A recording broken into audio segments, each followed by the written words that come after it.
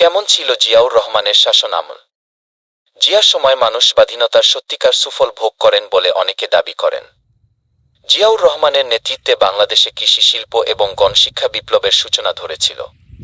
খাল খনন সহ বিভিন্ন উদ্যোগের ফলে কৃষি উৎপাদন বৃদ্ধি পাওয়ায় বাংলাদেশের খাদ্যের স্বয়ংসম্পূর্ণতা অর্জন করে। আসে অর্থনৈতিক সমৃদ্ধি, আইন শৃঙ্খলা পরিস্থিতির উন্নতি ঘটে।